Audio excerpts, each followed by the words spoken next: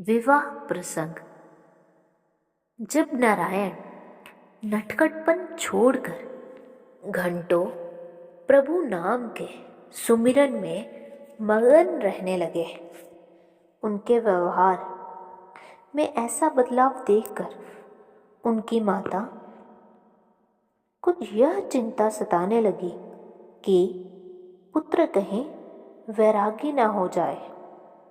इस चिंता से मुक्ति का उन्हें एक ही उपाय सूझा, वह था नारायण का विवाह। परंतु नारायण को विवाह शब्द से ही चिढ़ थी। विवाह की चर्चा होने पर वह अक्सर जंगल में जाकर छुप जाते थे। गंगाधर पंत नारायण की विरक्ति को देखकर समझ गए कि वह विवाह नहीं करना चाहते हैं। उन्होंने माता को भी समझाने का प्रयास किया, परंतु माता का यही आग्रह था कि नारायण का विवाह अवश्य होना चाहिए। इस कारण राणूबाई ने किसी तरह से नारायण को विवाह वेदी पर खड़ा होने के लिए राजी कर लिया। विवाह के लिए निश्चित तिथि पर नारायण को लेकर बाराती कन्या के घर आसन गांव पहुंचे। शुभ मुहूर्त देखकर वर को विवाह वेदी पर लाया गया। सामने अंतरपट पकड़ा गया। जैसे ही वधू दूसरी तरफ खड़ी हुई, पुरोहित ने कहा, सावधान, शुभ मंगल, सावधान।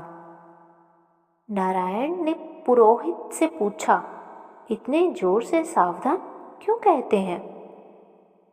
इतने जोर से सावधान क्यों कहते हो?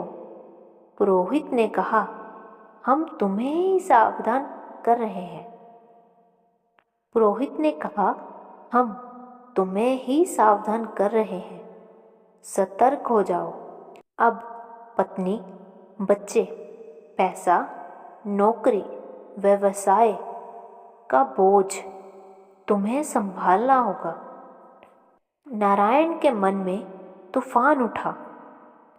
वह सोचने लगे, रुपया पैसा कमाना तथा घर गृहस्थी संभालना तो मेरे जीवन का लक्ष्य नहीं है।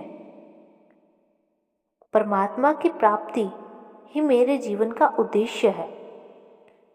तब नारायण ने सोचा कि मैंने विवाह वेदी पर खड़े होकर सावधान शब्द सुन लिया है।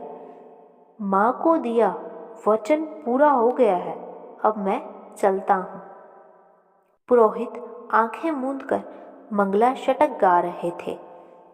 नारायण विवाह मंडप से इतनी फुर्ती से भागे कि कोई उन्हें देख नहीं पाया। संबंधियों तथा मित्रों ने बहुत तलाश की, परंतु नारायण को कोई खोज नहीं पाया। धन्यवाद।